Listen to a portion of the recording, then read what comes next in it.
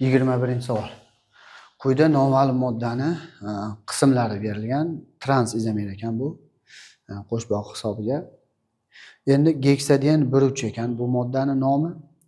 Moddani qismlari ajratilgan joylarga x, y, z lar o'rniga mos ravishda kerakli moddani tanlang debdi. Birinchi, bu geksaden biruvchini o'zimiz yozib olaylik. Geksaden desa 6 uglerod bo'ladi.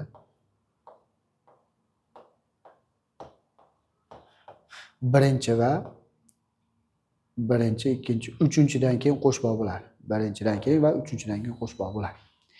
Endi bu modda fazoviy izomerga keltiradigan bo'lsa, mana bu qo'shbog'li o'rtadagi uglerod hisobiga fazoviy izomer hozir bor. Mana shu ikkita uglerod mana. Mana bu etil radikali. Mana etil radikali. Pastda. Demak, bu yerdagi mana bu yerda u vodorod bo'lgan tepa tarafda. Endi bu trans izomer bo'lish uchun bu yoqda etil radikal pastda bo'ldi. Demak, bu yoqdagi mana vinil radikal tepada. Mana X ga vinil radikal qo'ygan. Mana pastda vodorod bo'lgan. Mana bu yer 4 valent bo'lish uchun vodorod. Demak, shu vinil tepada, etil pastda mana bunday. Demak, mana bu X'imiz vinil radikal bo'lgan, ya'ni CH2 qo'shbog' CH chiziqchali radikal vinil. Y'imiz vodorod bo'lgan. Z'imiz ham vodorod bo'lgan.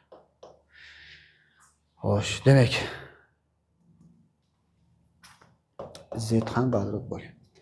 Demak, javoblardan topadigan bo'lsa, X'imiz vinil radikali, Y'imiz vodorod, Z'imiz ham vodorod. To'g'ri javob A javobga mos keladi. Trans izomer bu rostdan ham javob A.